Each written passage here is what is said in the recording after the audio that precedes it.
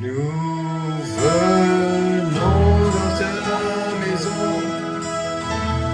nous nous assemblons pour t'adorer. Nous venons dans ta maison et nous nous assemblons pour t'adorer.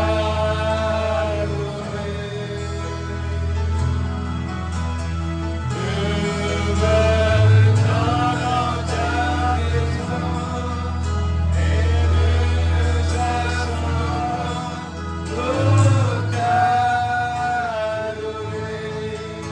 Jésus. Alléluia, oh, t'adorer. Amen. Nom de Jésus. Alléluia,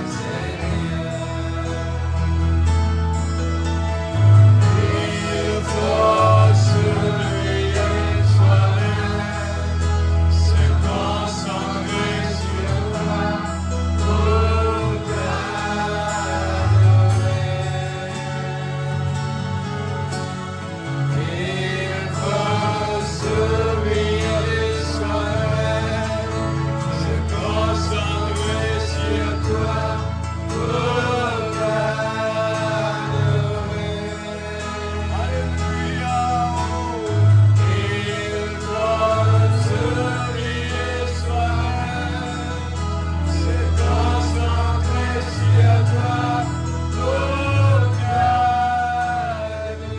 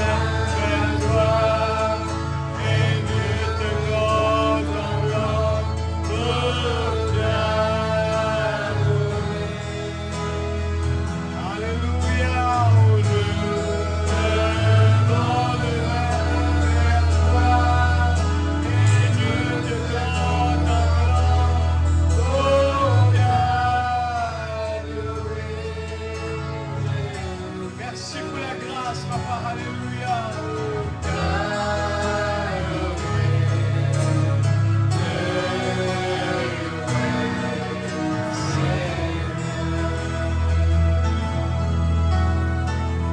Amen. Merci Seigneur. Gloire à Jésus. Nous allons passer à la parole.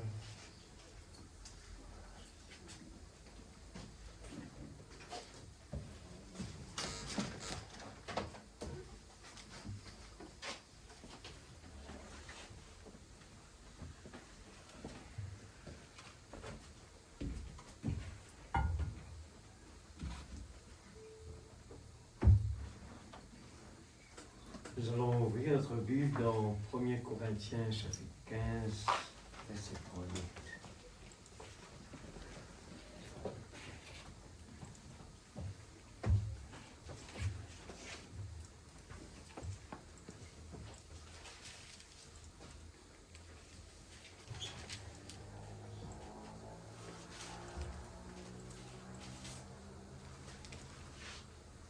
1er Corinthiens 15.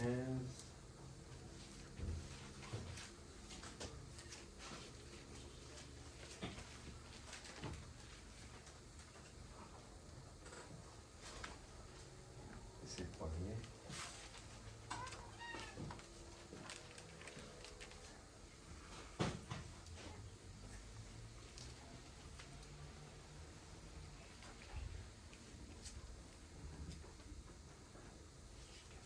Je vous rappelle, frères, l'évangile que je vous ai annoncé, que vous avez reçu, dans laquelle vous avez persévéré et par lequel vous êtes sauvés, si vous le retenez tel que je vous l'ai annoncé, autrement vous auriez cru en vain. Je vous ai enseigné avant tout, comme je l'avais aussi reçu, que Christ est mort pour nos péchés selon les Écritures, qu'il a été enseveli, qu'il est ressuscité le troisième jour selon les Écritures. Amen. Alléluia. Papa Céleste, nous place nos paroles entre tes mains, Seigneur. Que tu puisses nous inspirer ce soir. Révèle-toi chacun de tes enfants, afin que nous puissions comprendre la grandeur, la largeur, la profondeur, la puissance de ta parole. Et comme nous l'avons étudié, Seigneur, ô Dieu, nous voulons positionner l'épée dans notre main d'une telle façon que nous pouvons, Seigneur, appliquer toutes les promesses de Dieu, appliquer la parole telle qu'il est, afin que nous puissions voir les effets, Seigneur, les promesses s'accomplir. Ô Dieu, et dans nos vies, nous pouvons, le monde puisse voir des fils et des filles de Dieu. Père Céleste, dans le nom de Jésus-Christ, je te remets, Seigneur, ce corps, Seigneur Dieu Tout-Puissant, cette vase d'argile, que tu puisses prendre le contrôle total, ainsi que mes pensées, afin que, Seigneur, ton Esprit Saint puisse parler librement à chacun de nous qui est là, que cela puisse nous donner plus de motivation, d'enthousiasme dans ce temps où la foi se refroidit. Que nous puissions augmenter la tonalité, augmenter notre croyance dans la parole. Amen. Que nous puissions faire face à toutes circonstances en croyant dans la parole. Amen. Le Dieu ressuscité d'entre les morts, qui est vivant dans les siècles des siècles, qui est présent parmi nous ce soir, qui est vivant, qui opère des miracles, qui est toujours le même, hier, aujourd'hui, éternellement. Seigneur, nous ne voulons pas croire d'une façon ou d'une autre, où, Seigneur, nous voyons des hauts et des bas dans notre foi, mais nous voulons rester stables dans la foi de l'enlèvement, dans la foi, dans la parole, que nous puissions prendre ta parole au mot, que nos yeux spirituels puissent voir dans l'invisible, que notre sixième sens puisse être déclenché d'une telle façon que, Seigneur, toute incrédulité n'a pas de place et que nous puissions voir, Seigneur, l'accomplissement de ta parole tous les jours de notre vie. Nous ne sommes pas là à attendre à ce que le miracle arrive, mais le chèque a été signé. Tu nous demandes tout simplement de croire. Et ce soir, nous sommes venus ici pour partir avec une bénédiction spéciale. Dans le nom de Jésus-Christ, notre Sauveur bien-aimé. Amen. Que Dieu bénisse la lecture de sa parole. Nous pouvons, nous asseoir. Alléluia. Gloire à Jésus. La puissance de la parole qui ranime notre vie de chaque jour. La vie, c'est quelque chose d'extraordinaire et c'est important. Amen. La vie. Amen. On est tellement habitué avec cela qu'on vit. On prend tout si normal qu'on ne réalise pas la vie, le miracle qui est alentour de nous partout. Amen. C'est un miracle. Des fois, sans même réaliser, je le répète tout le temps, on a besoin de voir quelque chose. On a besoin d'entendre avec nos oreilles de quelque chose. Mais la foi, il croit tout le temps. La foi n'attend pas quelque chose pour croire. La foi, il le croit. Amen. Alléluia.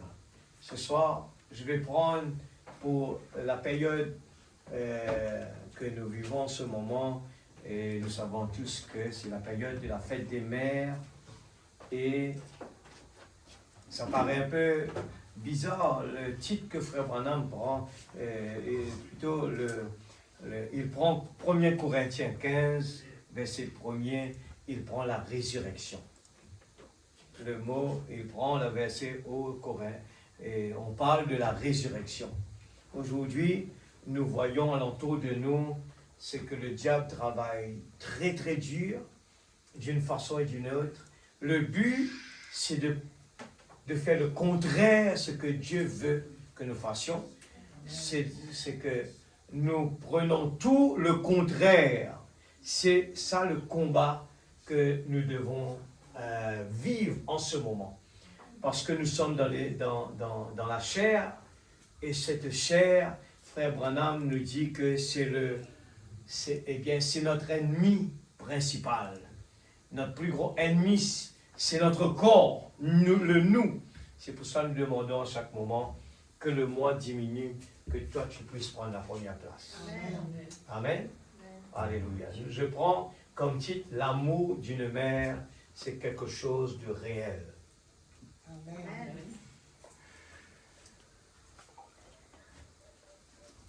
Eh bien, maintenant, on ne doit pas se contenter. Frère Branham dit, aujourd'hui, on est en train de perdre tout cela. Hein? Le monde est en train de perdre, eh bien, ce que Dieu a mis dans la maman. Eh bien, nous voyons que on entend beaucoup la maman, la femme qui représente l'Église. Comprenez-le bien, l'Église, dans le matériel, la maman, eh bien, il ne veut plus rester à la maison, il ne veut plus avoir des enfants, il veut être sur le champ de travail. Et qu'est-ce qui se passe? Cette relation se perd. Cette relation, parce que dans le monde du travail, il y a la pression. Dans le monde du travail, il y a une pression terrible. Et ça a fait l'impact sur la vie de ces mamans-là, et qui, en retour à la maison, n'arrivent pas vraiment à manifester cet amour. Amen. Nous voyons les jeunes grandissant aujourd'hui, nous voyons alentour de nous, hein, et nous voyons à Maurice, la femme qui monte, que ce soit le monde entier. La femme est arrivée le numéro 2 et presque arrivée le numéro 1. Et bientôt, peut-être, on va le voir, Rodriguez, pourquoi pas. Eh bien, c'est l'accomplissement de la parole. Et qui est derrière la mission de pousser la femme pour arriver jusque-là? C'est l'homme. Vous êtes d'accord? Personne ne dit Amen. Amen. C'est l'homme. On entend l'homme tous les jours qui dit on veut. Et cette ordonnance sort de très loin là-bas, des grands pays. Et comme tout le monde est attaché ensemble, alors quand là-bas ils décident quelque chose, le monde entier essaye de l'appliquer partout.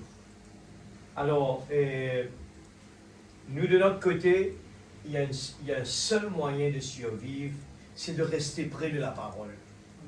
C'est de se réchauffer. Alors ce soir, et pour montrer l'amour d'une mère, quelque chose de réel, nous allons prendre quelques exemples que Frère Branham raconte un petit peu dans la parole et des exemples dans son temps.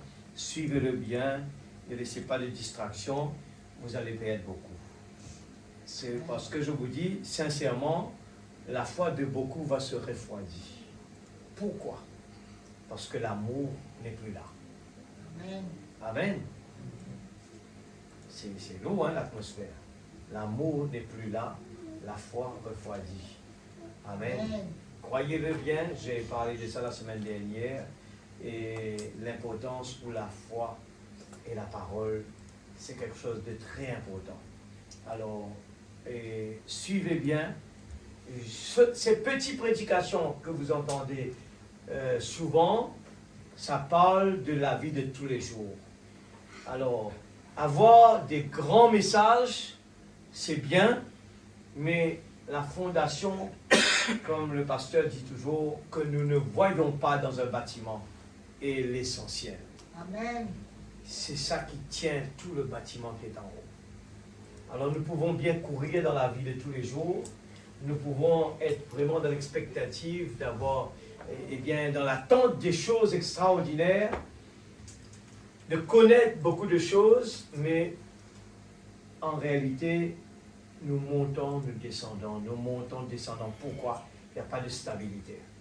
Alors, je prends je prends cet petit exemple de Frère Branham qui parle dans toujours la fête des mères, 59 05 10.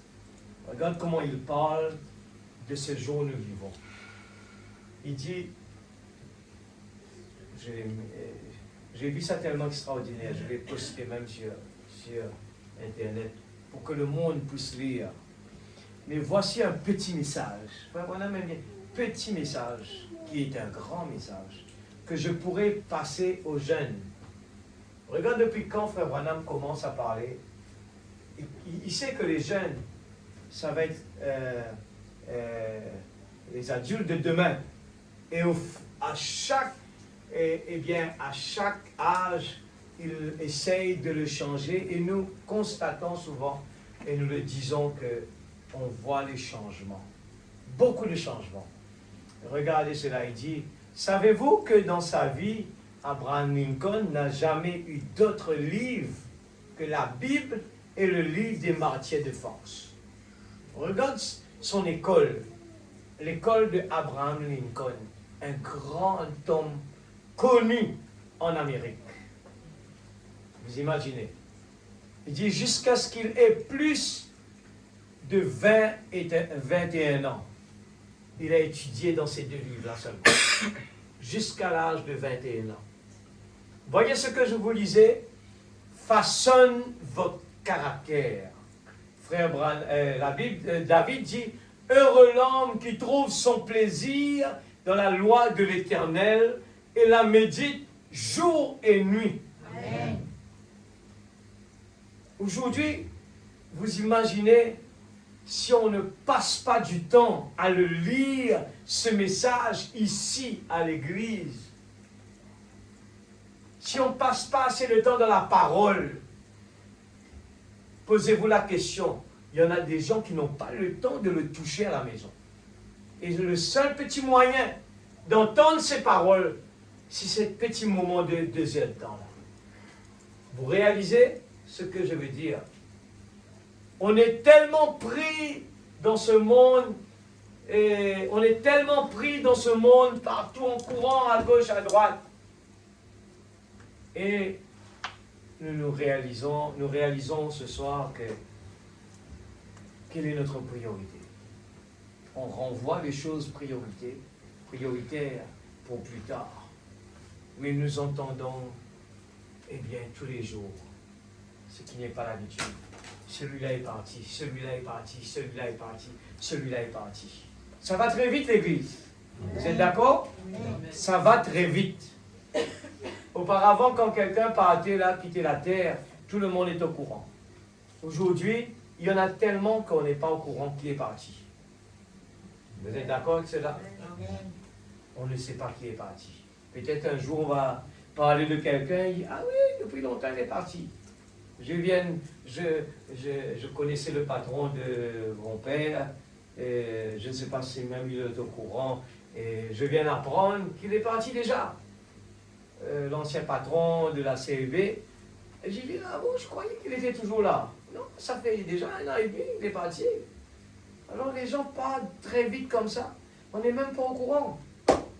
Et le temps passe. Et qu'est-ce qui façonne notre vie? C'est la parole. Vous voyez que la prédication continue.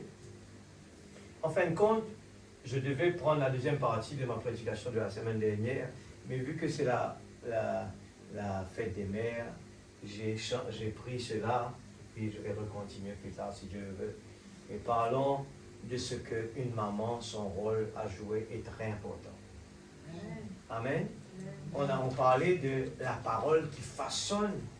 La parole qui façonne nos enfants. La parole, eh bien, il a une influence. Amen. Mais qu'en est-il de vraiment le temps qu'on prend pour le lire, pour l'entendre? Je vous dis sincèrement, des fois les gens ne comprennent pas pourquoi Dieu permet qu'on passe du temps dans la parole comme cela. Mais laissez-moi vous dire, il y en a beaucoup de gens qui n'ont pas le temps de le lire. Et ce n'est qu'à l'église qu'on entend la parole prêchée. Et à part à l'église, on n'entend pas la parole. On ne le voit pas. Peut-être on ne réalise pas ce problème-là. Mais c'est un gros problème. Amen. Au contraire, nous aujourd'hui, on a accès avec la parole, plus que tout autre temps. Mais ça ne veut pas dire que les gens vont lire la Bible plus. Mais on a un gros problème. Pourquoi, mon frère? On est dans un engrenage. Vous êtes d'accord avec cela? C'est un engrenage du temps. Ce temps-là ne nous donne pas le temps. Il n'y en a pas de temps. Même au spirituel, le prophète prêche, il n'y en a plus de temps. Alors regardez et observez ce soir. Écoutez bien. Voyez ce que vous lisez façonne votre caractère. Ce que vous êtes. Ce n'est pas étonnant qu'on ait une bande de névrosés aujourd'hui. Vous n'allez pas loin là, Maurice. Je vous dis sincèrement, ça, je n'aime pas ça du tout. Les gens qui sont sous pression, qui sont énervés, ils font la colère pour rien du tout. Ça, vous imaginez dans quel temps nous vivons. Les gens n'ont plus de patience. Ils ne veulent plus attendre. Si quelqu'un dans la queue par hasard, il est venu devant là, gros problème. C'est grave. Comme ça là. Il dit, qu'est-ce qui fait que les gens sont comme ça? Les gens n'ont plus de temps. Plus qu'on va dans des pays où il n'y en a pas beaucoup de développement, on voit que, eh bien, ce problème-là ralentit. Pourquoi? Parce que le développement arrive et ça. Les gens, les étrangers viennent ici, vous imaginez? Ils aiment bien ici l'église. Quand on parle avec ces gens-là, ils nous parlent. On ne réalise même pas à quel point. Eux, ils m'ont fait, eh bien, réaliser à quel point on est dans un endroit extraordinaire. Ils nous disent, chez vous, c'est beaucoup mieux que chez nous. Chez vous, c'est encore correct à vivre. Les gens sont extraordinaires. Je vous dis, tous les jours, j'entends ça dans mon travail. Les gens nous flattent. C'est île Rodrigue. Mais pourquoi? Je réalise pourquoi. Parce que là où les gens croient que ce que l'homme est en train de fabriquer, on prend ça comme de la valeur.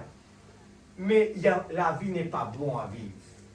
Il n'y a rien de bon. C'est pour cela que Salomon, après que Dieu lui a béni, lui a donné tout ce que l'homme peut avoir, il a dit ce n'est que vanité. Amen. Rien que vanité. Amen. Alors pourquoi courir derrière cela? Vous allez être déçus. Ce n'est pas étonnant qu'on ait une bande de névrosés aujourd'hui. C'est à cause de ces espèces de... À cette époque-là, il n'y avait pas de portable d'église. Ils disent que c'est à cause de ces espèces de magazines, de fiction et des obscénités et des absurdités qu'on place sur les étalages de nos kiosques à journaux. Et aujourd'hui, il y a plus que ça. Quand il vous dit il y a plus que Salomon, il faut comprendre, dans le naturel, il y a aussi plus que ce que le prophète est en train de dire. Amen. À cette époque-là, on était quand même limité. Et il y a des livres que les enfants n'avaient pas l'accès. Aujourd'hui, ces livres sont dans la poche de vos enfants. Amen. Amen. Avant, on pouvait contrôler. Ce livre-là, je ne veux pas que cela rentre à la maison. Je ne veux pas que tu lis ce livre-là. Aujourd'hui, il est dans notre poche. Amen. C'est grave.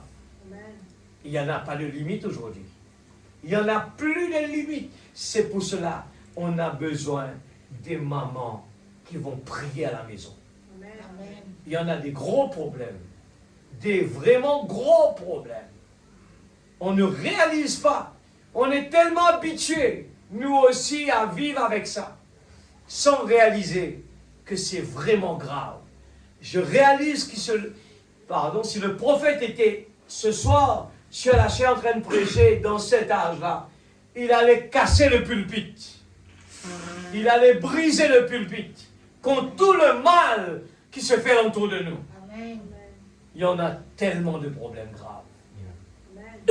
Il y en a plus que Salomon, il y en a plus que Sodome. Amen. Ça aussi, il faut dire. Mais au regard de tout cela, un jour, il a fait la déclaration suivante. Il a dit, s'il y a la moindre chose de bien en moi, c'est parce que j'ai une mère pieuse. Église, la maman joue un rôle extraordinaire, important. On ne le réalise pas. Il faut faire attention. C'est parce que j'ai une mère pieuse. Elle l'avait élevé pour qu'il serve le Seigneur. Aujourd'hui, le portable est là pour vous empêcher de parler de ce Jésus-là. On est occupé à savoir qu'est-ce qui se passe là-bas, qu'est-ce qui se passe là-bas, qu'est-ce qui se passe là-bas. Mais on ne réalise pas. Il faut trouver du temps pour parler de Jésus. Voyez-vous, un enfant écoute sa mère. Il y a cette petite touche propre à la mère qui fait que son enfant l'écoute. Amen. Quand il se fait mal, il sera tout de suite porté à chercher du réconfort auprès de sa mère, Amen. plutôt qu'auprès de son père. En effet, vous savez, la première à avoir été auprès de lui, c'était elle. Amen. C'est la maman, le premier à être auprès de l'enfant. Et il y a un don que Dieu accorde à la mère, qui fait qu'elle a cette nature. Je parle d'une vraie mère, bien sûr. Je crois effectivement que les mères sont des femmes pieuses et qu'elles méritent d'être honorées. Amen. 44. Mais je crois aussi que les fêtes, comme cette fête des mères, ne sont qu'un procédé malhonnête. On se fait beaucoup d'argent avec la vente des fleurs et tout ça. Oh, la fête des mères, ça devrait être tous les jours. Amen. Non pas de lui envoyer un bouquet de fleurs à la fête des mères. Je lui ai envoyé un bouquet de fleurs. Ou bien il dit, mais de l'aimer, de prendre soin d'elle, jour et nuit. Amen. 365 jours par année. Mais bien sûr, dans ce genre de choses, le monde du commerce a une forte emprise et ça va dévaloriser la mère. Oh, eh bien, l'an dernier, à la fête des mères, les gens disent, eh bien, l'an dernier, à la fête des mères, je lui ai envoyé un bouquet de fleurs. Ça fait quoi, un an, l'année dernière. Mais voici ce qui lui ferait beaucoup plus plaisir. Asseyez-vous donc et causez un peu avec elle. Écrivez-lui quelques mots. Tapotez-lui doucement l'épaule. Donnez-lui un baiser sur la joue. Dites-lui que vous l'aimez. Amen.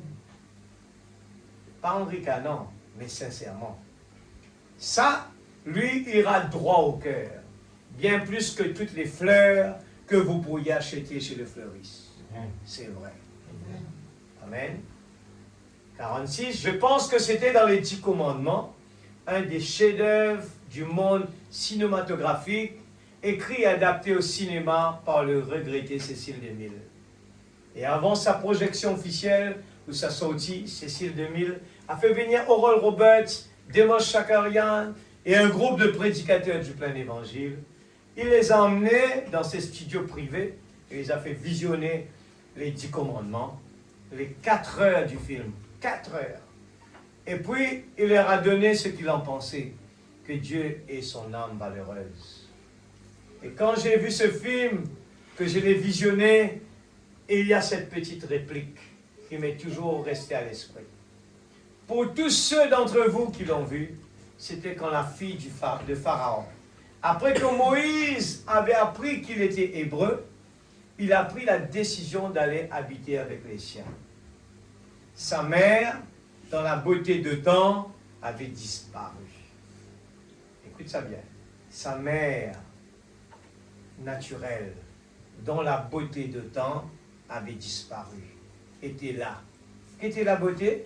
C'est le cheveu gris, visage ridé, assise dans un vieux fauteuil.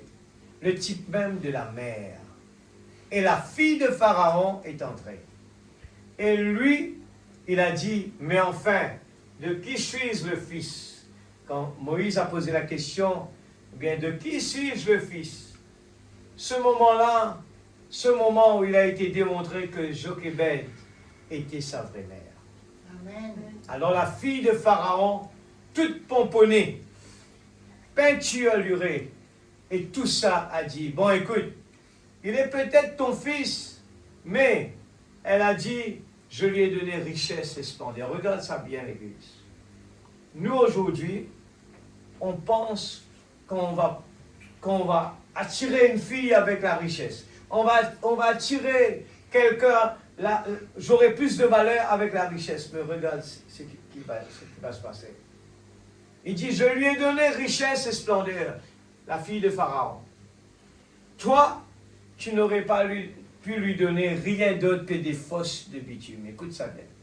Frère Branham dit, la fille de Pharaon honte et dit à la maman, mais il y avait une discussion entre les deux. Mais Moïse demande de qui suis la mère, la maman. Et là, la fille de Pharaon qui vient avec ses bodyguards là, et dit, mais... et là, elle commence à dire cela. Il dit, regarde, tout ce que moi j'ai donné, et la richesse et le splendeur. Mais toi, maman, toi, mais qu'est-ce que tu allais lui donner? Ce n'est que des fosses de bitume à fabriquer dans l'esclavage, eh bien, à fabriquer les briques. Regardez bien l'église, il y en a des choses très profondes dedans. Pour nous qui vivons dans ce temps, nous pourrons faire des bêtises sans même le savoir. Mais il ne faut pas aller dans des extrêmes. Je ne demande pas, il ne faut pas courir ni à gauche ni à droite. Il faut rester au milieu. Il faut qu'il y ait une balance. Mais quelle est la balance? C'est que Dieu doit avoir la première place. Notre premier amour doit être Jésus. On ne peut pas venir à l'église, écouter la parole, que seulement là, ce petit moment. Ce n'est pas suffisant. Ce n'est pas suffisant, l'église. Ce n'est pas suffisant. Il faut passer du temps. Il faut nous priver de notre sommeil. Il faut se réveiller très tôt. On n'a pas de choix à dire on n'a pas eu le temps, on n'a pas eu le temps. Non, on a le temps. Il faut se sacrifier. C'est pour cela que Frère Branham prend 1 Corinthiens 15 pour montrer que Dieu, dans sa sagesse, eh bien, il a accepté de payer un prix par son amour de venir sur la terre. Il a payé un prix. Il s'est abaissé parce qu'il nous aime. Mais en retour, qu'est-ce que nous sommes en train de faire avec cet amour-là? L'amour d'une mère, c'est quelque chose de réel. Amen. Alléluia. Et c'est quelque chose d'automatique. Et Dieu nous a démontré cela. Aujourd'hui, pourquoi il y a beaucoup de choses que ce corps est en train de commander.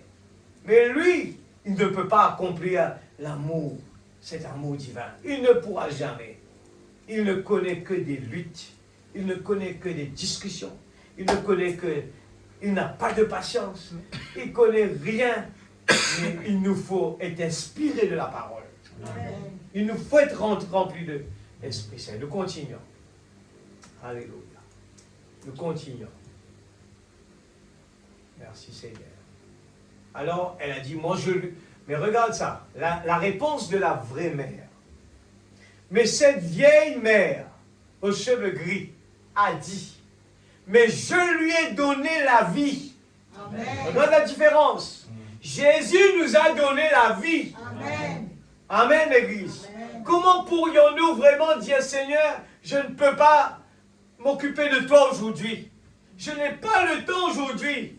J'ai d'autres priorités. Vous vous rappelez ce que Jésus avait dit à ces gens qui disaient, même pourtant c'était quelque chose de vraiment important. Il disait, Seigneur, permette-nous d'aller ensevelir mon père, puis je retourne. Est-ce que Dieu dit, ah oui, ça c'est ton père, c'est important. Qu'est-ce que Jésus a dit? Pourtant c'était son papa. Il a dit, laissez les morts ensevelir leurs morts. Toi, viens ici, moi. Quelles sont nos priorités aujourd'hui, l'Église? Je ne sais pas.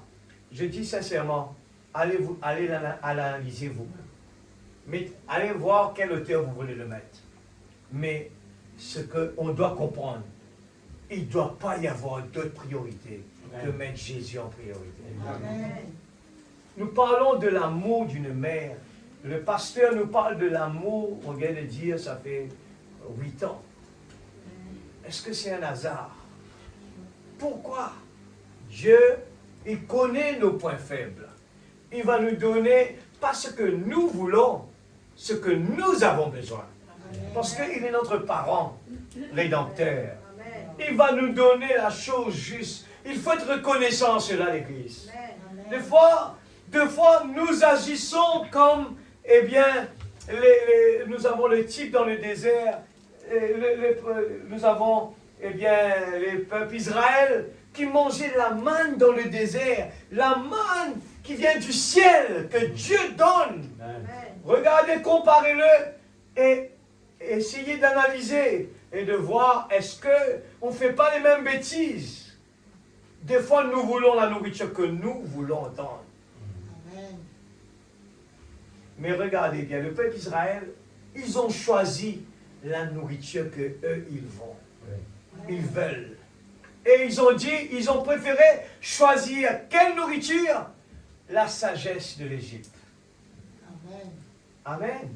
Ils ont choisi l'Égypte. Ce que l'homme, la chair aime bien. Les spectacles, les choses extraordinaires. On parle, eh bien, de la viande, comment vous appelez ça? Le steak de l'Égypte. Steak de l'Égypte. Aujourd'hui, quand on parle de steak, les gens disent waouh! Mais quand on parle de petites breads là, que nous voyons dans un coin là, ah, ça je ne mange pas, ça, c'est trop faible ça. Mais regardez bien, c'est ce que vous dites que vous n'aimez pas là, souvent tous les vitamines se trouvent dedans. Amen. Alors que l'autre, on n'a même pas besoin de ça pour vivre. On a tout dedans.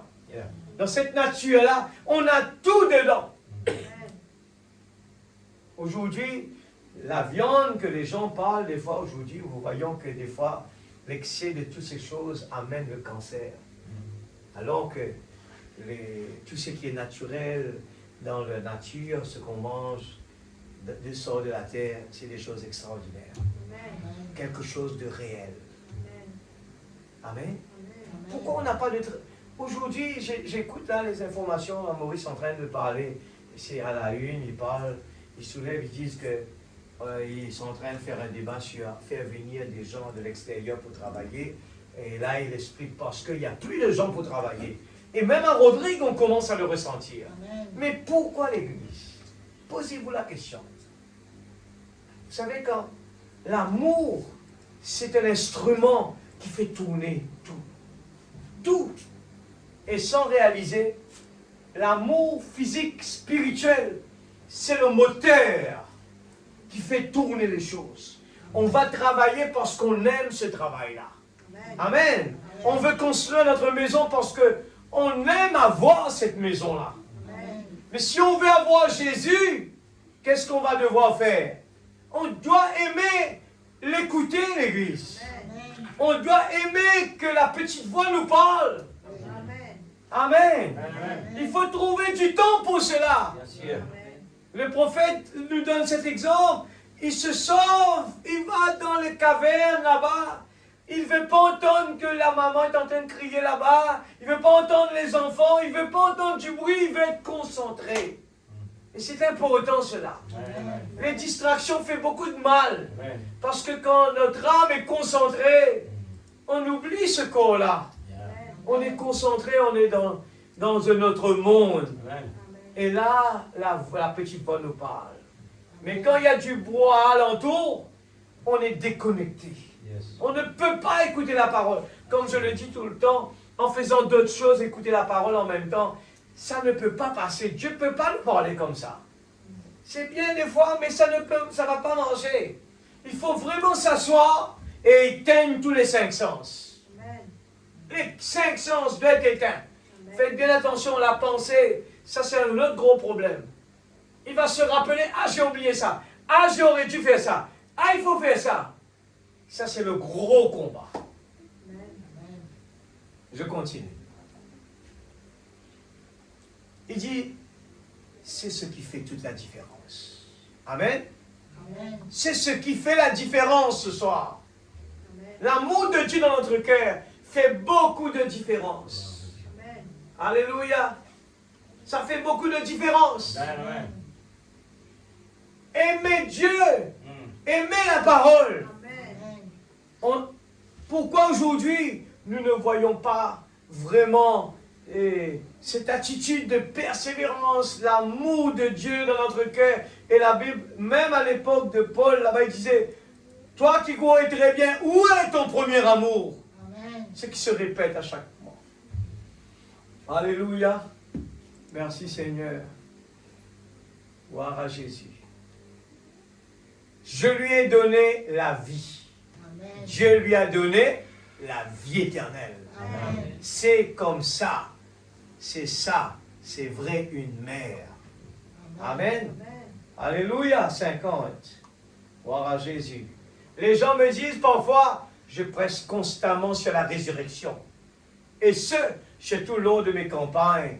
Et j'ai lu ce matin un passage de l'Écriture dans 1 Corinthiens, chapitre 15, verset 4, qui portait sur la résurrection. Oh, voyez-vous, la manière dont on présente la mère aujourd'hui, comme un pot de fleurs là, à côté d'une vieille dame âgée, qui n'arrive peut-être pas à se mettre debout. Frêle, les cheveux gris, ridés, assise dans un fauteuil. Ce qui est passablement vrai, mais je vais aborder mon thème en vous peignant un tout autre tableau de ce qu'est une mère. Amen. Amen. Alléluia. Je vais prendre un petit coup la brochure Élie et l'offrande de farine. Comme je vous dis ce soir, il faut aimer. Et ça doit être notre prière. Seigneur, apprends-moi à t'aimer. S'il n'y a pas ça, vous venez à l'église, vous écoutez ces paroles, ça devient ennuyant. Vous allez bâiller. Parce que ce corps, il va dire, je dors parce qu'il n'y a rien qui m'intéresse là. C'est comme ça. Hein?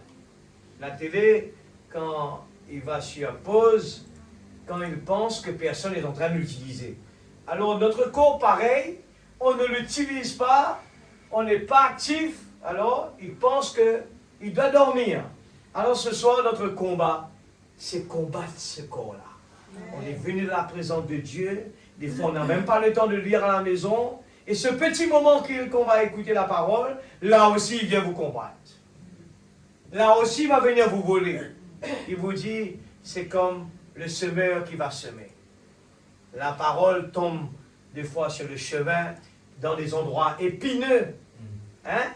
Le chemin épineux.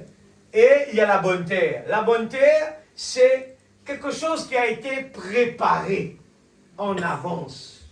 Amen. On vient à l'église, on s'est préparé avant. On avait quelque chose dans notre cœur. On n'a pas commencé à murmurer, on n'a pas commencé à dire qu'est-ce qu'on va entendre, on n'a pas commencé à dire qui va être là. Non, on se prépare en avance. Amen. La bonne terre. Et là, qu'est-ce qui rentre dans la terre? Quand on bouge la terre comme ça là, c'est l'oxygène qui rentre. Amen. Et quand l'oxygène rentre, vous plantez la semence, vous allez voir, oh, le giromon sort vite, vite, vite. La nature nous enseigne, l'Église. La nature nous enseigne ce qu'il nous faut faire. Amen. Il nous faut de temps en temps labourer la terre. Amen. Il ne faut pas laisser la terre dormir. Ça va compacter l'énergie. L'oxygène ne va plus rentrer. Il n'y aura plus la vie dans la terre. Mais dès que la terre est labourée, il y a la vie qui pénètre. Alors si vous voulez vraiment aimer Dieu, il ne faut pas juste dire Seigneur, fais que je puisse t'aimer. Non, il faut faire aussi l'effort. La parole nous parle comme ça, il dit, quand nous faisons le premier pas, Dieu va faire le second pas, lui fait le premier. Il nous faut, nous, la femme perte de sang, elle a fait l'effort. Elle s'est frayé un chemin. C'était un chemin difficile. Elle était malade, l'église. Nous, on est en bonne santé là, dans la présence de Dieu. On n'est pas sur un lit d'hôpital. On est dans la présence de Dieu en bonne santé. Et qu'est-ce qu'il nous faut faire? Il nous faut frayer un chemin. Mais des fois, parce qu'on est bien, on est OK. On s'assoit là, on a sommeil. Ah, frère Fanuel, c'est pas ma parole. Je vous dis, il faut vraiment combattre cet esprit-là. Ce n'est pas moi, c'est vos prières. Vous avez demandé la bénédiction de Dieu. Des fois, nous pensons que la bénédiction de Dieu est ce que nous voulons. Mais Dieu, il vous dit, OK, rentrez dans la banque, je vais vous rejoindre de l'autre côté. Et il fait venir la tempête. Amen. Amen, l'église. Amen. C'est comme ça que Dieu travaille. Nous pensons que venir à l'église, il y aura simplement des louanges. Alléluia, on a passé des moments extraordinaires, on a senti des choses extraordinaires. Ce n'est pas tout le temps ça. Il y a des moments de préparation, il y a des moments où il faut écouter, il faut analyser, il faut faire des efforts, il faut persévérer, il faut casser le glaçon. Amen. Alléluia. 74. C'est la même chose ce soir. Quand il y a la mort dans votre vase, Christ jeté dans votre vase. C'est la même chose ce soir. Quand il y a la mort dans votre vase, Christ jeté dans votre vase vous amène de la mort à la vie. Amen. C'est Christ qui fait la différence. Amen. On entend encore une fois, j'ai changé de brochure. Il y a toujours la différence, l'Église. La parole vient faire la différence. Christ fait la différence.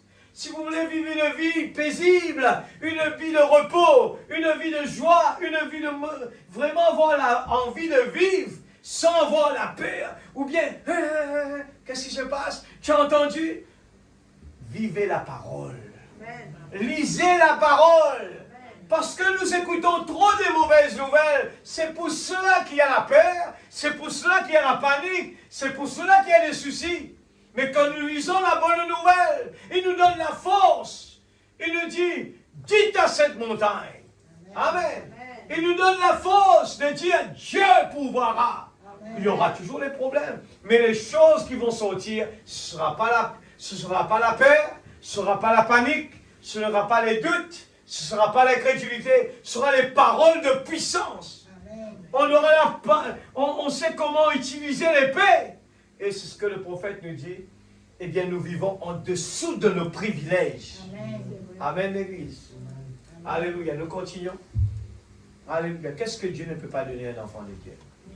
Quand il entre dans un cœur humain, oh, il donne une paix qui surpasse l'intelligence. Qu'est-ce que vous cherchez dans ce monde, l'Église? L'enfant prodigue, il s'est trompé. Hein? Il est parti dans ce monde aller chercher. Il s'est trompé. Et il donne aussi la vie éternelle. Celui qui croit au Fils a la vie éternelle. Amen. Et ne périra jamais. Amen, amen. 75. Oh, elle avait de la farine qui représentait Christ. Amen. Et Christ, c'est la parole. Au commencement était la parole était avec Dieu, la parole était Dieu. La parole a été faite chair. Amen. Et elle a habité parmi nous. Amen. Amen. Aujourd'hui, c'est la totalité. Hein. Encore, on est avancé encore plus loin. Christ, l'offrande de farine. Ensuite, elle est allée chercher l'huile. Et l'huile représente l'esprit. Amen. Alors, elle a mis la parole et l'esprit ensemble. Et elle s'est mise à mélanger ça. L'église, je vois ça trop extraordinaire. Comment la parole est extraordinaire. Même vous sautez, vous choisissez un autre message, tout est connecté. Je vous ai dit que j'ai changé de prédication parce que c'est la fête des mères et on parlait sur la parole. Vous êtes d'accord avec moi? Maintenant, il vous parle. Regarde, Frère Branham prend 1 Corinthiens 15. Les gens vont dire, mais qu'est-ce que ça a à faire avec la fête des mères? Regarde comment Dieu est extraordinaire. Amen. Il revient avec la parole et l'esprit. En réalité, on n'est pas en train de sortir de notre prédication, on est en train de juste faire un petit détour ici. Et c'est toujours la parole parlée. Elle a mis la parole et l'esprit ensemble et elle s'est mise à mélanger ça. Oh, il doit se passer quelque chose quand cela arrive, l'Église. Amen.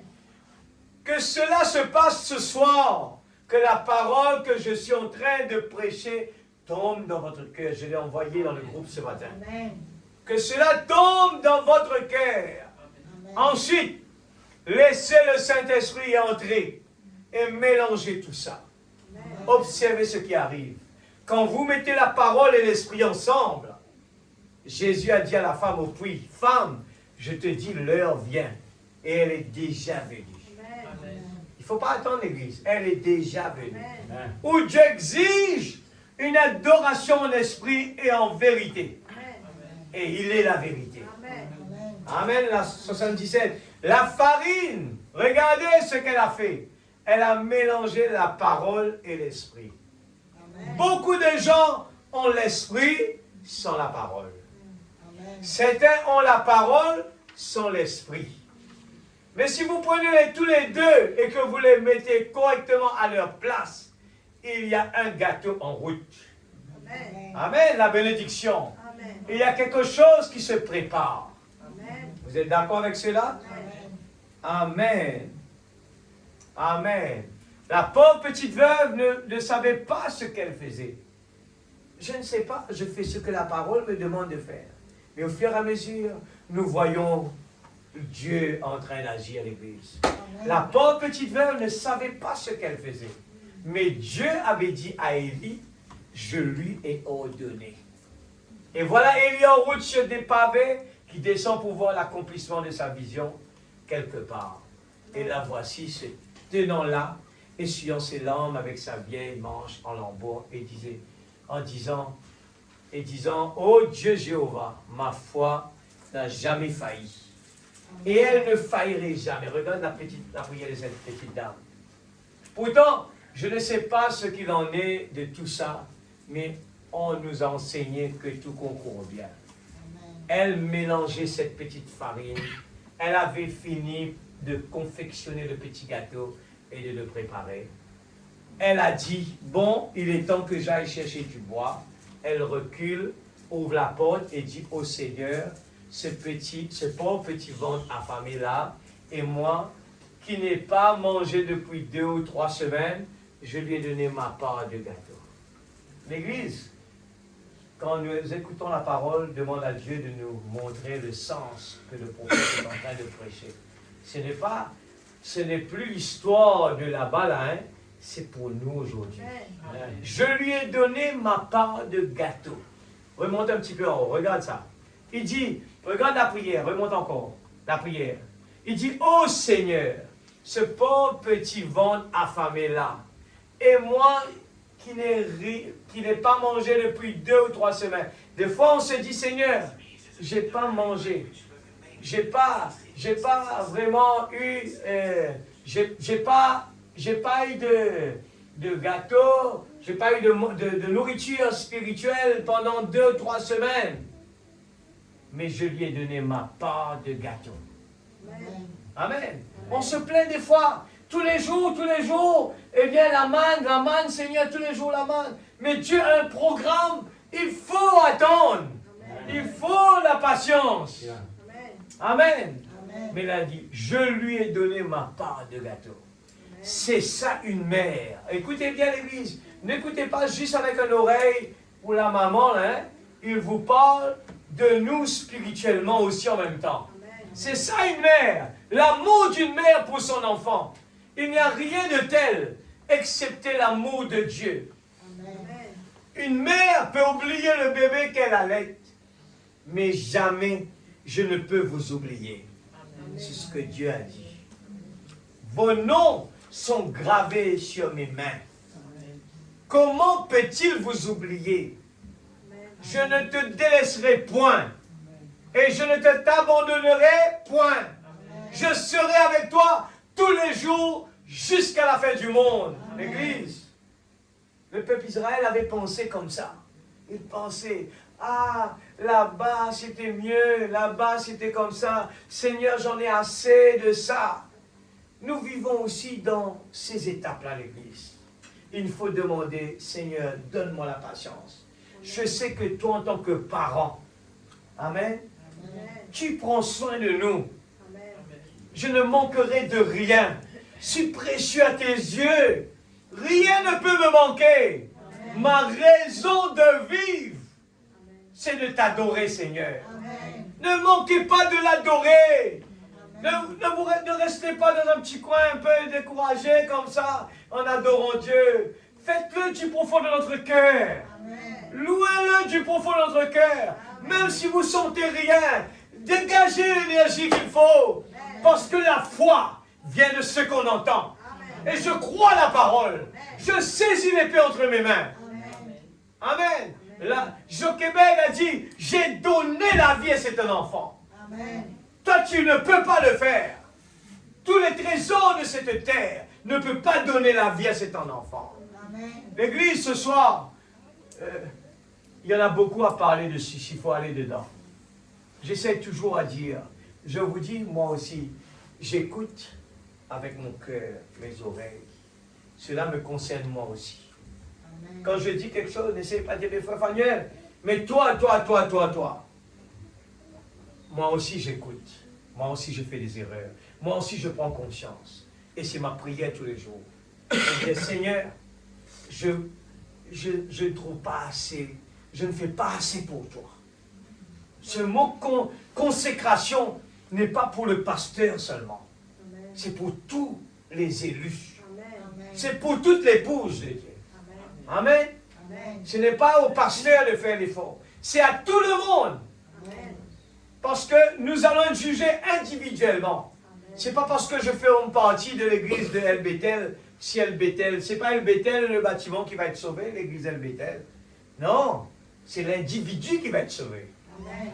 Alors, nous devons vraiment voir quelque chose de réel dans notre vie.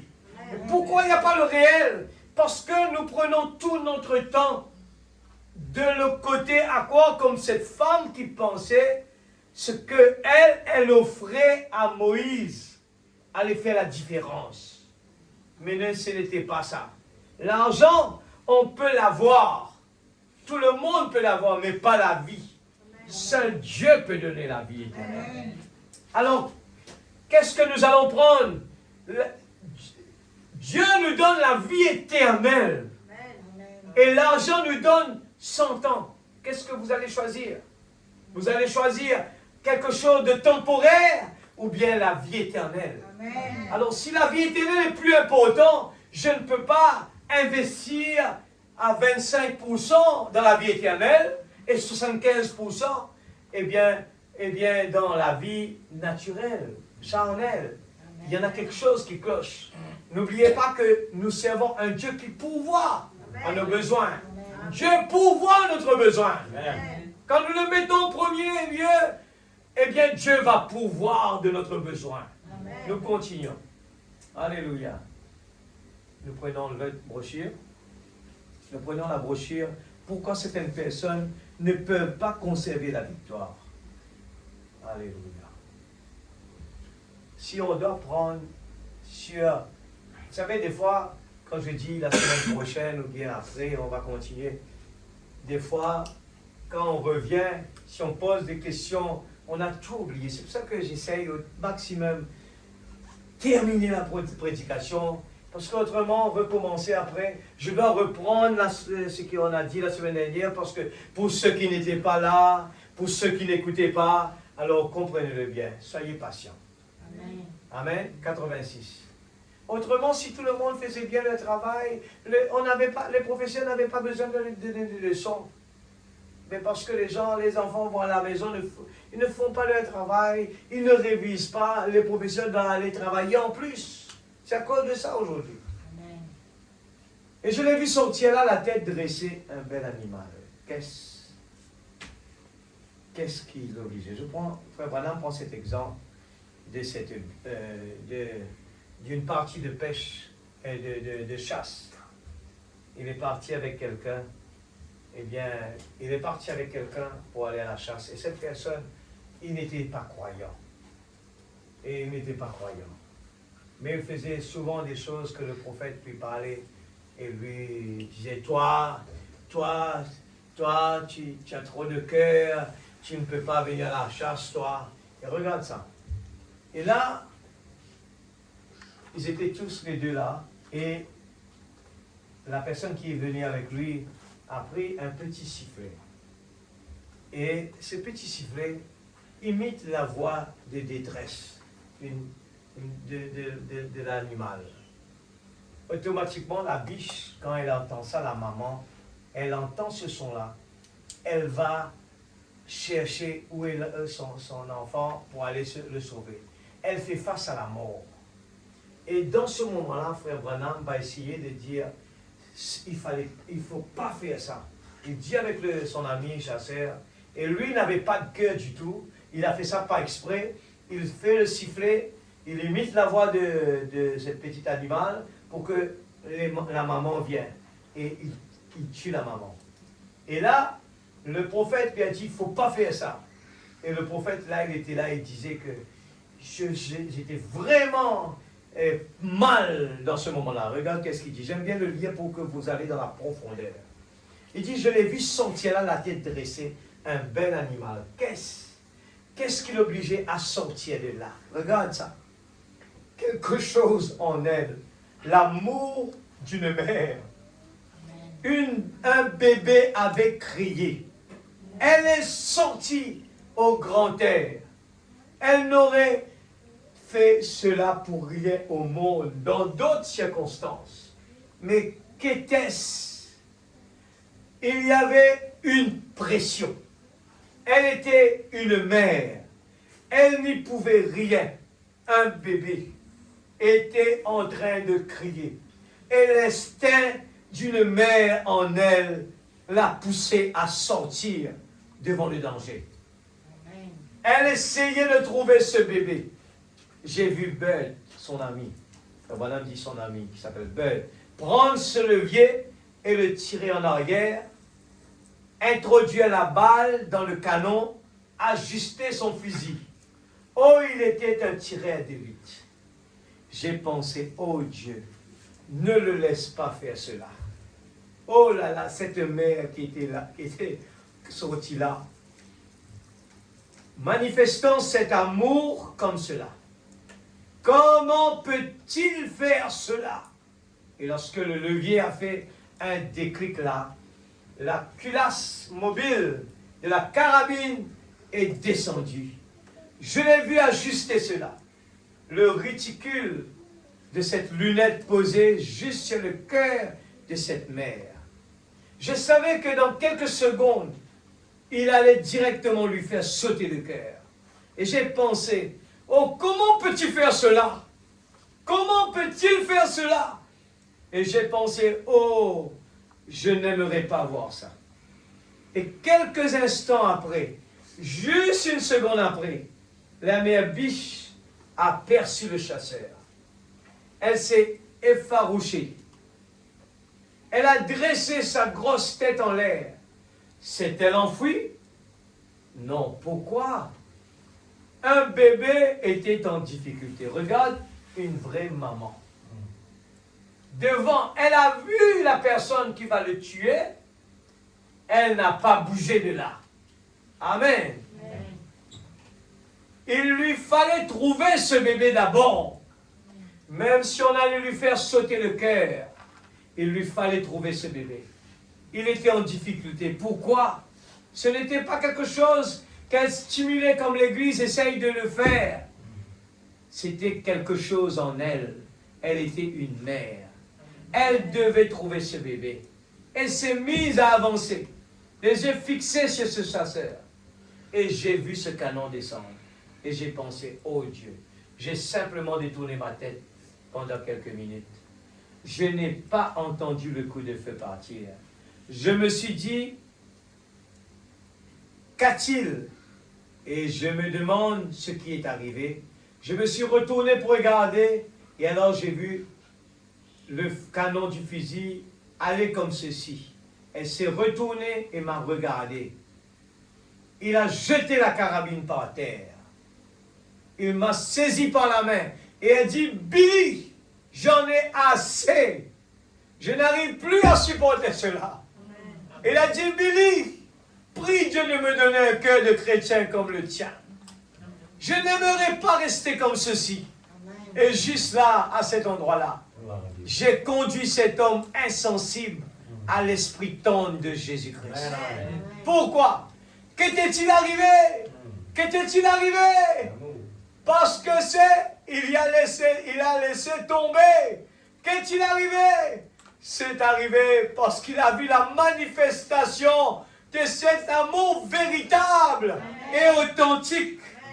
Et mon frère et ma soeur, selon l'Église a besoin aujourd'hui, c'est de la manifestation, non pas d'un simulacre, non pas d'une instruction intellectuelle, mais d'une manifestation, une manifestation du véritable amour de Dieu dans notre cœur. Alléluia! L'Église, ce prophète avait l'Esprit de Dieu en lui. Amen. Amen. Amen. Quand l'amour s'élance. Amen. Et cet homme à côté, avec son cœur dur, a su. Dieu a touché son cœur. Laissez-moi vous dire ce soir, l'Église. Si on a compris ce texte, pourquoi Frère Branham a prêché dessus? Pourquoi certaines personnes ne peuvent pas conserver la victoire? Parce qu'on n'a pas compris la parole. Amen. On continue toujours dans la mauvaise direction. On n'arrive pas à avoir la victoire sur le mal. On prie, mais pas de victoire. Il n'y a que l'amour seulement qui peut changer le cœur de l'homme. Amen. Que ce soit notre famille, nos enfants, que ce soit le patron, que ce soit le travailleur, que ce soit n'importe qui, vos voisins. N'allez pas discuter avec eux. Ça servirait à rien. Amen. Assurez-vous que l'amour de Dieu puisse faire le travail. Amen. Frère Branham a tout simplement, vous avez vu qu'en traversant, il a oublié que le taureau tueur était dans cet endroit-là. Il a traversé, c'était trop tard pour courir. Et là, il cherche, il avait toujours, en tant que, il est toujours dans la forêt, et il avait son outil avec lui pour se défendre. Et ce moment-là, il fait comme ça, il l'a laissé dans la voiture. Et il a compris, c'est entre la vie et la mort. Et la vie, il y a une différence. Utilisons la vie, l'amour. Amen. Quand il a utilisé l'amour, l'Église, il a eu la victoire. Amen. Amen. C'est l'amour qui lui a fait avoir la victoire. Amen. La victoire vient de l'amour. Amen. Vous voulez changer votre enfant, vous voulez changer votre patron, votre voisin, allez manifester cet amour de Dieu. Amen. Je suis juste en train de penser à cela. Regarde comment les gens, des fois, donnent des conseils. Ils font des choses sans même savoir. Quand je venais de commencer à travailler dans le secteur touristique, vous savez, quand on est dans un village, mais tous les gens aiment bien jouer la musique fort. Mais comment faire pour régler le problème? Et je ne savais pas trop quoi faire. Je me rappelle qu'un beau jour, quelqu'un m'avait donné un conseil. Il me dit, Fanuel, si demain tu as un problème avec ton voisin, regarde cet acte qui me donne un non-croyant qui me dit ce qu'il faut faire là. Il me dit, va vers ces gens-là. Et si tu peux les faire venir travailler chez toi, sans leur dire pourquoi, un beau jour tu vas voir le changement. Je vous dis, je n'ai plus ce problème-là. Aujourd'hui, je l'ai appliqué. sans même savoir. Regarde, la prédication est là aujourd'hui. Comment l'amour, en allant vers quelqu'un avec l'amour, c'est l'arme le plus puissant. Amen. Amen. Dieu nous a donné l'arme le plus puissant. Amen. Il nous a donné lui-même. Et quand les 3 compagnons de Daniel sont partis dans la mort, ils sont partis sans même dire quoi que ce soit. Ils avaient en eux l'amour. Et quand ils sont partis, sans dire, toi, tu vas savoir, toi, un jour, on peut gagner, toi. À aucun moment, ils n'ont pas prononcé ça. Amen. Ils ont exécuté dans le silence. Et les résultats étaient, Dieu est descendu. Amen. L'Église, n'allez pas essayer de résoudre nos problèmes par nous-mêmes. Laissez Dieu résoudre nos problèmes. Amen. Amen. Pourquoi? On va lire, tu as ça là? 110. Je crois que j'ai pris, je vais répéter presque la même chose. Eh bien, Frère Branham, dans une autre prédication, il parle pourquoi. Et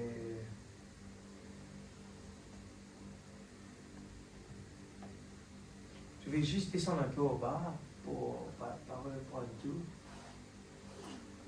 Qu'était-ce? Commence par là. Il avait vu quelque chose de réel, la même histoire que Frère Branham racontait là-bas, ce fameux chasseur. Mais je veux donc pourquoi il parle des choses encore intéressantes. Il dit, il avait vu quelque chose de réel. Voilà. Il avait vu quelque chose de réel. Il avait vu quelque chose qui n'était pas une imitation. Ce Bert, son ami chasseur là. Qu'est-ce qui a touché son cœur? Il dit, Frère Branham parle, le message était pourquoi, mais dedans il dit, qu'était-ce? Il avait vu quelque chose de réel. Il avait vu quelque chose qui n'était pas une imitation. Il avait vu quelque chose d'authentique. Il avait vu l'amour d'une mère qui affrontait la mort. Amen. Ou peu importe ce que c'était. Il a vu quelque chose de réel. Pas un sermon que j'avais prêché ou un cantique que l'église avait chanté. Aujourd'hui, il est diacre dans une église baptiste. Ce même bête-là, il est devenu un diacre. Il m'a saisi par la jambe. Chez cet amoncellement de neige, il a dit, Billy, j'ai vu quelque chose de réel. Il a dit, j'en ai assez. Il a dit, parle-moi de lui. Je me suis agenouillé dans la neige. J'ai dit, bête, Dieu a dit, s'ils se taisent, ces pierres crieront. L'aimes-tu? Il a dit, je désire avoir pour mon Dieu ce genre d'amour que cette biche a témoigné pour son bébé. Amen. Là, sur l'amoncellement de neige, j'ai conduit ce chasseur à Dieu. Amen. Alléluia! Amen. Je regarde Dieu comment il peut agir. Alléluia! Dieu peut agir. Amen, l'Église. Je le crois de tout mon cœur. Alléluia. On va voir où est-ce qu'on arrive quand l'amour s'élance. Quand l'amour divin s'élance, la grâce souveraine intervient. Gloire à Jésus. On va voir ces deux miracles qui s'est passé. Je vais terminer avec ça. Et quand je me suis retourné vers l'assistance dessus de l'audience pour continuer de prêcher, j'ai regardé et j'ai vu un petit bébé espagnol assis en train de gazouiller. Frère Moore essayait de la tranquilliser, mais cela n'a pas satisfait son petit cœur. L'amour d'une mère était projeté vers Dieu. Et j'ai dit, un instant, Frère Moore, je suis descendu, et le bébé était enveloppé dans des couvertures. Vous connaissez ce bébé qui était mort. Moi, j'aime bien le lire, comme ça vous voyez la profondeur des mots qui a été dit par le prophète. Je ne veux pas couper quoi que ce soit, c'est important de regarder. Il dit, je ne voulais ni parler ni comprendre, je ne pouvais ni comprendre l'espagnol, mais j'ai simplement posé mes mains sur la petite couverture qui était trempée. Cette maman qui a traversé la foule, il y avait la pluie qui tombait, il y avait le bébé mort enveloppé, et ils sont tous mouillés, trempés. Eh bien, On me dit que le bébé est mort depuis 3 heures juste. Je ne sais pas. Je ne saurais l'affirmer. Les personnes mortes que j'ai inscrites dans mon livre, c'est authentique. Elles ont été ressuscitées par le Seigneur. Le médecin ou l'entrepreneur pourrait le confirmer. Et on sait qu'après, c'est vrai, le médecin avait confirmé. Mais quand j'ai imposé les mains au bébé, quelque chose a donné un coup de pied sous cette couverture. Il a poussé un cri comme vous n'en avez jamais entendu dans votre vie. Qu'était-ce, encore une fois, dans notre brochure? Qu'était-ce? Quand Frère Branham, il dit, c'est quoi ça? L'amour divin a été projeté vers le cœur du Dieu d'amour. Et la grâce souveraine a renvoyé une vision pour la guérison de l'enfant. Certainement. Je me rappelle qu'environ 1 heure après cela, presque 1 heure, un pauvre vieux Mexicain est venu sur l'estrade. Ses pieds étaient ridés. Il était pieds nus. Son visage était couvert d'une bande grise. Il avait des cheveux gris. Il était aveugle. Comme il s'approchait de moi, on le conduisait. J'ai regardé et j'ai pensé. Je coupe un petit peu là-haut, je n'ai pas pris toute l'histoire, vous le connaissez, de la maman, de l'enfant est mort, juste pour montrer ce petit moment-là, parce que le temps, à cause du temps. Comme il s'approchait de moi, j'ai regardé, j'ai pensé, si mon père était en vie, il aurait presque cet âge. Et il m'a emmoté quelque chose, et quand il est arrivé près de moi, il a sorti une paire ou un chapelet. Et certains d'entre eux lui ont dit, frère Espinosa, il voulait savoir où j'étais, et il était là en train de tâter mon visage. Je me suis tenu tranquille. Et ses vieilles et faibles mains tremblaient. Ses joues étaient vraiment creuses, et les larmes sur les joues. Puis je pensais, c'est le papa de quelqu'un. Regarde comment lui il pense. C'est le papa de quelqu'un. C'est l'enfant d'une mère. Regarde cette façon de penser l'Église. C'est le papa de quelqu'un. Il ne regarde pas la personne directement, il dit, c'est le papa de quelqu'un. C'est l'enfant d'une mère. Il a commencé avec ses grains de chapelet. Et j'ai dit, ce n'est pas nécessaire, papa. Et il s'est mis à pleurer. Et il a trouvé mon visage. Et il m'a tapoté, s'est agenouillé. Je l'ai encore relevé. J'ai pensé, regarde-moi ça. Vous voyez, mes amis, si vous n'entrez pas dans la communion, on vient dans la présence de Dieu, on ne ressent rien. Mais parce qu'il faut rentrer en communion avec Dieu. Pas avec ici, avec Dieu. Si quelque chose en vous ne réclame pas à grand cri l'autre, et réciproquement, si quelque chose ne projette pas un amour, vous savez, les gens ne sont pas si insensés. Ils comprennent si vous stimulez ou pas. Ils comprennent cela. Les animaux sauvages comprennent cela. Ainsi, vous devez entrer dans cette communion-là. Imaginez, il vous dit, même les animaux comprennent cela. Alors nous, on comprend cela, l'amour de Dieu. Il nous faut vraiment rentrer dans cet amour-là. Il faut rentrer dans cette communion-là. Et comme le vieil homme, c'était là, je l'ai regardé, et mon cœur s'est mis à battre sérieusement. Et je me suis dit, pauvre vieil homme, la nature a été si cruelle envers toi. Probablement que tu n'étais jamais assis pour prendre un bon repas de toute ta vie. Probablement que tu n'as jamais porté un costume de ta vie. J'ai placé mon pied, alléluia, à côté du sien, et j'allais ôter les souliers pour les mettre à ses vieux pieds poussiéreux et ridés. Mais j'ai vu qu'il ne lui conviendrait pas. Avec ses épaules plus larges que les miennes, même mon veston ne lui conviendrait pas. Alors j'ai pleuré. J'ai pensé, oh, et après tout ceci, tu es donc assis dans un monde des ténèbres. Tu ne peux pas voir où tu vas. Tu n'as jamais eu un beau costume. Et probablement que tu n'étais jamais couché sur un bon lit. Tu n'as jamais pris un bon repas. Et peut-être que tu n'as jamais eu une bonne paire de chaussures de ta vie. Et maintenant, tu es dans les ténèbres. Oh, combien cruel le diable peut être. Regardez, la première exemple de la maman, le prophète a eu une vision pour cela. Mais cette fois-ci, regarde la différence. Frère Branham n'a pas eu de vision. Mais Frère Branham a commencé à sympathiser avec la personne. Et regarde, sans vision, simplement en sympathisant avec la personne. Regarde ce qui va se passer. Et à propos, cela a projeté l'amour vers le vieil homme. Et comme je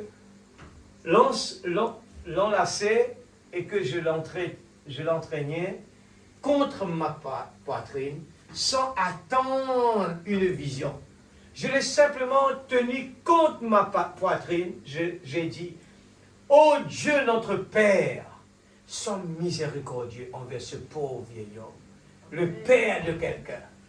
Et je l'ai entendu crier, Gloria a Dios. Et il a fait un bond vers l'arrière de là où j'étais, et il a frotté ses yeux. Et il est tombé sur le plancher, il a embrassé ma main, il criait, gloire à Dios, et ce qui signifie gloire à Dieu. Et il a traversé l'estrade, il voyait aussi parfaitement que n'importe qui dans l'assistance. Qu'était-ce l'Église? Qu'était-ce? L'amour divin qui était projeté, amen. Alléluia, a fait que la grâce souveraine intervienne. L'amour divin ne peut aller que jusque-là. Écoute ça. L'amour divin ne peut aller que jusque-là. Mais quand on s'en tient à cela fidèlement jusqu'à la fin, la grâce souveraine intervient et produit ce que l'amour ne peut pas accomplir. Amen. Amen. Frère Branham est venu, cet homme était comme ça, destiné à être comme ça, mais la grâce est venue parce que il y en a quelqu'un qui est venu avec l'amour dans son cœur. Il a pris vraiment de tout son cœur, il s'est mis à la place de cet homme. Il a dit, tu ne vois pas. Tu es dans le ténèbre. Regarde, qu'est-ce que le diable a fait de toi? Aujourd'hui, nous condamnons des gens. Nous condamnons des gens, l'Église, sans même savoir qu'on aurait pu vraiment le faire sortir de là. Au lieu de condamner, nous devons avoir pitié d'eux. Et commencer à les faire sortir de ces griffes du malin. Oh mes amis, c'est ce dont l'Église a besoin. Ce n'est pas d'une nouvelle organisation, pas d'un tas de fantastiques, pas d'une discussion, pas d'un débat. Elle a besoin du baptême de l'amour pour s'aimer les uns les autres. Elle n'a pas besoin de nouveaux dons.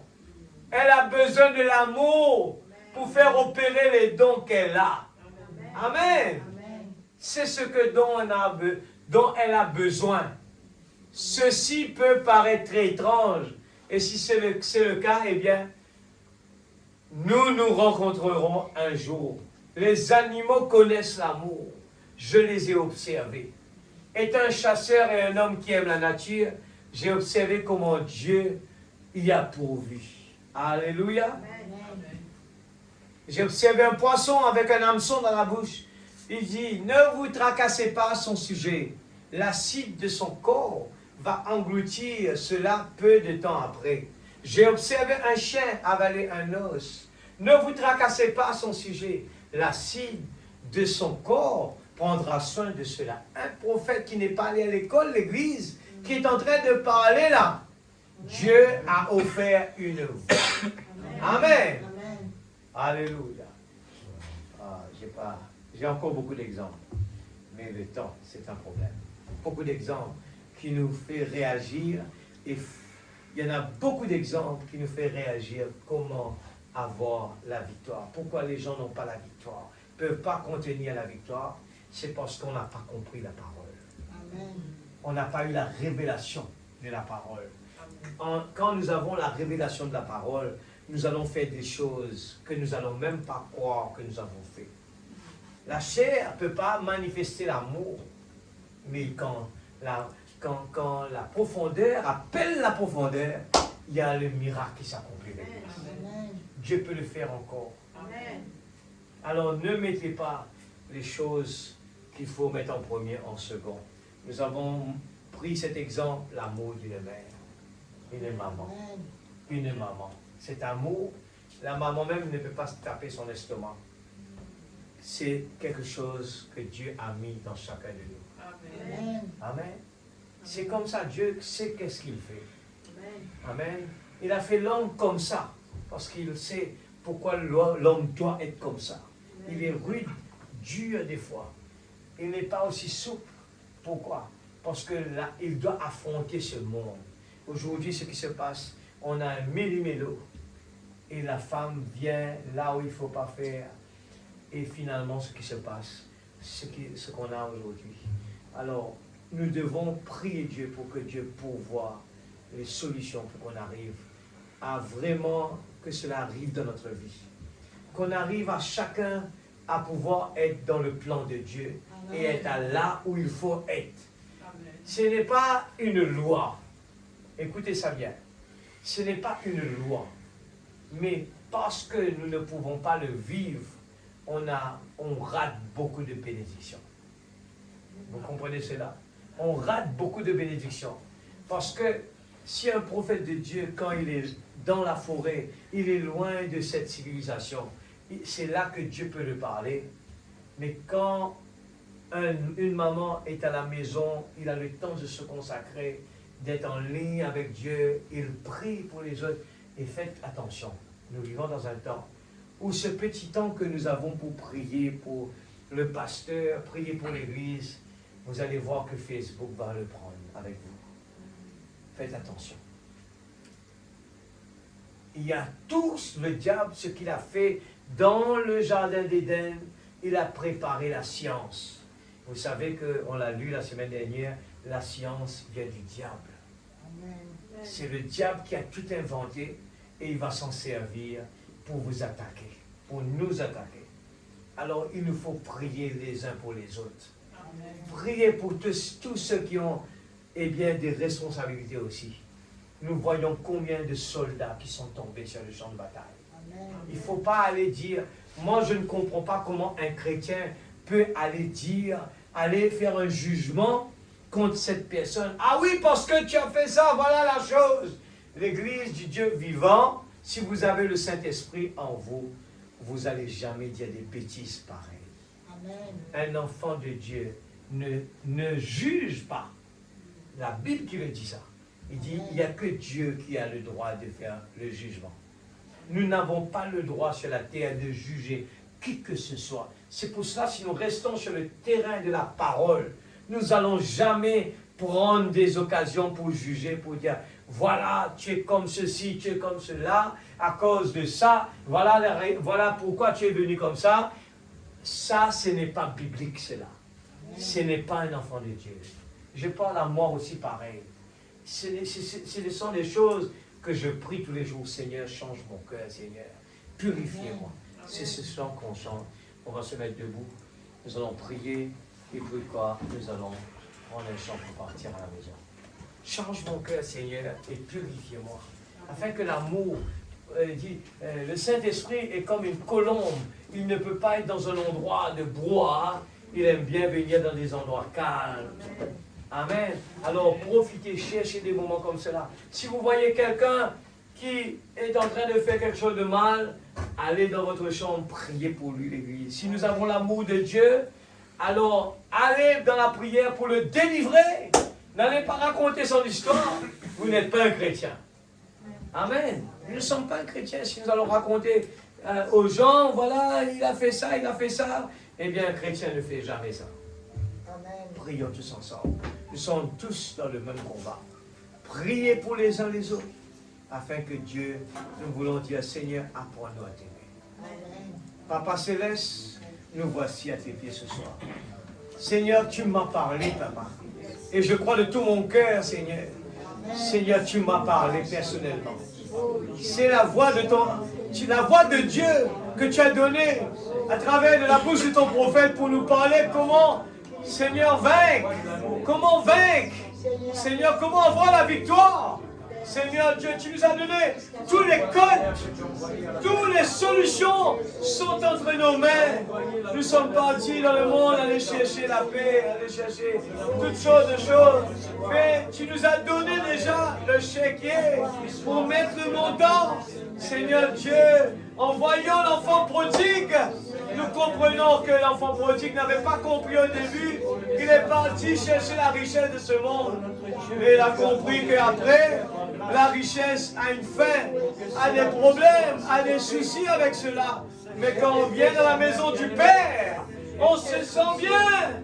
Nous sommes comme un fils du roi. Nous possédons tout ce que notre papa possède. Alléluia. Et ce soir, je peux dire que les pauvres disent je suis riche. Oui, Seigneur, nous sommes riches parce que nous avons la sagesse d'en haut et nous pouvons compter sur toi. Tu es un papa qui prend soin de ses enfants. Comme nous avons entendu ce soir, la fête des mères, oh Dieu, la maman, nous ne voulons pas juste une certaine période le mettre à sa place, mais nous voulons vraiment apprendre à l'aimer pendant tous les jours, Seigneur, de notre vie. Oh Dieu, apprends-nous à les aimer, apprends-nous à vraiment les respecter, apprends-nous à les honorer, apprends-nous la patience envers eux, Seigneur. Père Céleste, quand l'amour s'élance, tout est possible, Papa, dans le nom de Jésus. Apprends-nous, Seigneur, donne-nous la patience envers les uns les autres. Apprends-nous la patience, Seigneur, à pardonner les uns les autres, à ne plus le répéter, à ne plus en parler. C'est dans la mer de l'oubli. Oh Dieu, mais nous voulons tenir l'épée de la parole et faire fuir l'ennemi qui est derrière cela. Au nom de Jésus-Christ.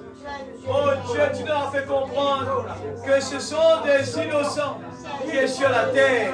Et nous devons les sauver. Nous devons les secourir par l'amour de Dieu dans notre cœur. Nous voulons manifester cet amour.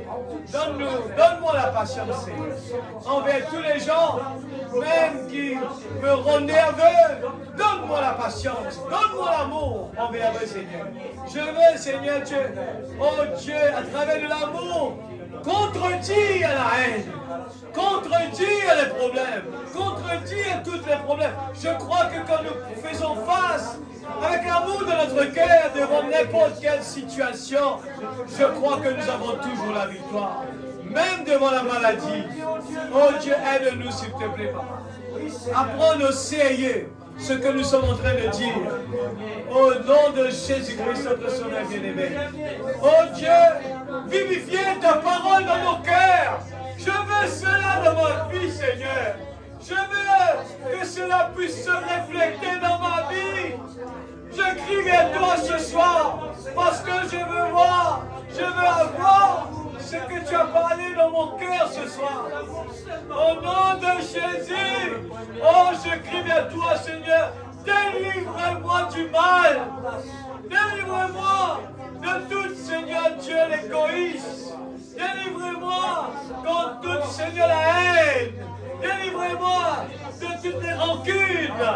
Délivre-moi, Seigneur. Oh Dieu. Délivre-nous, Papa, dans le nom de Jésus-Christ. Je n'ai pas honte, Seigneur. Je n'ai pas honte. Oh Dieu, ce qui m'importe, c'est d'avoir Jésus dans mon cœur. C'est le plus important de tout. Qu'importe, je dois être rabaissé. Ce n'est pas grave du tout. Mais je veux avoir Jésus dans ma vie. Alléluia. Au nom de Jésus-Christ, Papa Céleste. Que l'Esprit Saint ce soir vivifie ta parole dans le cœur. Oh Dieu tout-puissant, tu nous aimes tant même. Agis ce soir dans cette vie. Touche nos cœurs. Tu as dit qu'en 2 ou 3 semblent en mon nom, tu es là présent. Je sais que tu es là. Oh Dieu tout-puissant, Saint-Esprit de Dieu, fais ton travail dans la vie de chacun de nous. Nous voulons voir ta main puissante. Oh Dieu tout-puissant. Oh Dieu tout-puissant, nous voulons voir cette église qui prospère spirituellement. Nous voulons voir, le monde doit voir, alléluia, Jésus, l'amour de Jésus dans notre vie. Oh Dieu tout-puissant. Oh Dieu tout-puissant, ce que tu veux voir en nous, Seigneur. Me voici. Brise-moi, Seigneur. Façonne-moi comme toi tu veux. Remplis-nous de ton Esprit Saint, de la vraie nouvelle naissance. Nous voulons faire du bien les uns les autres. Nous voulons aimer les uns les autres. Oh Dieu, aide-nous, Père. Des fois, nous manquons de la patience envers des gens qui nous font vraiment du tort ou de l'injustice. Mais donne-nous, Seigneur, la force pour agir comme tu nous as donné l'exemple ce soir, Père. Nous voulons apprendre, Seigneur, à ne pas penser à nous seuls, Père. Aide-nous à ne pas penser à nous, à moi, à moi. Nous voulons arrêter de dire cela. Si ta parole, ton prophète nous a enseigné que notre ennemi c'est moi-même. Mon ennemi c'est moi-même. Alors Seigneur, nous voulons mourir à nous-mêmes. Nous voulons diminuer. Nous voulons arrêter de parler de nous-mêmes. Nous voulons arrêter de parler de nous-mêmes. Mais nous voulons parler des autres, du bien. Amen, Seigneur. Nous ne sommes rien du tout sans toi, Père. Je ne suis rien. Sans l'amour, je suis qu'un cymbale qui retentit. Je ne suis rien. Rien sans toi, Seigneur. Qu'est-ce que suis-je sans toi, Père? Je ne peux pas me flatter. Même pas dire que je suis un bon chrétien. C'est toi qui m'as fait la grâce. Et je me soumets tout simplement à attendre ta grâce. Oh Dieu, bénis tes enfants ce soir. Je t'en prie, Seigneur.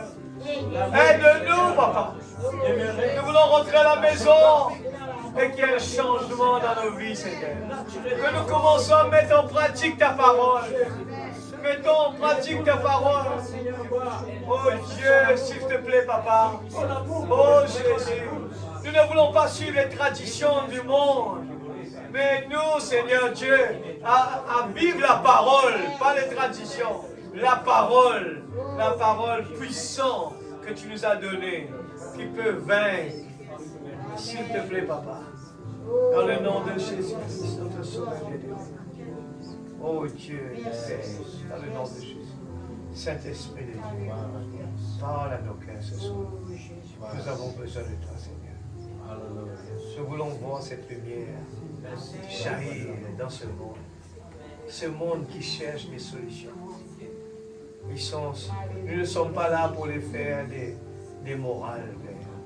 Nous sommes là pour prier pour eux. Nous sommes là pour vivre pour eux, afin qu'ils soient touchés par notre vie, Seigneur. Oh Dieu, aide-nous, s'il te plaît. Aide-nous, s'il te plaît, Papa. Dans le nom de Jésus-Christ. Protège tes enfants, rentre à la maison. Chaque moyen de transport. Bénis ceux qui sont absents, Père. Oh Dieu, que tu puisses toucher leur cœur. Nous ne voulons pas que personne puisse rater l'enlèvement. Nous ne voulons pas que personne puisse rater, Seigneur, la moindre petite chose que tu as envie de nous dire. Nous ne voulons pas rater, rien rater, surtout dans ce temps où nous vivons, Père. Oh Dieu, pourvois leurs besoins, s'il te plaît. Dans le nom de Jésus-Christ, le Sauveur bien-aimé. Amen. Amen. Change mon cœur, Seigneur, et purifie-moi. Jésus, tu es le potier.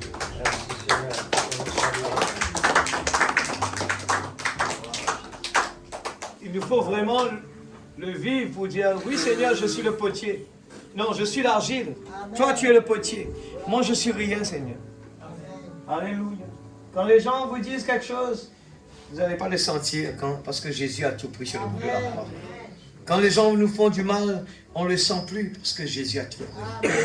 Alléluia. Merci Seigneur. Merci Seigneur. Oh Jésus. Gloire à Jésus.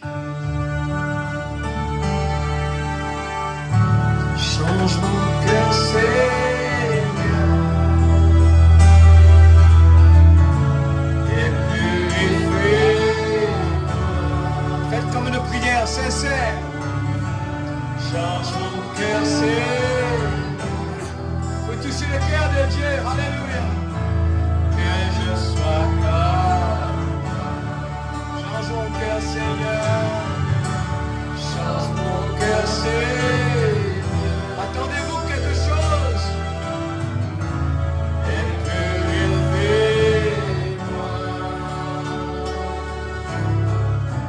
Change mon cœur, Seigneur. Que je sois comme toi, Jésus.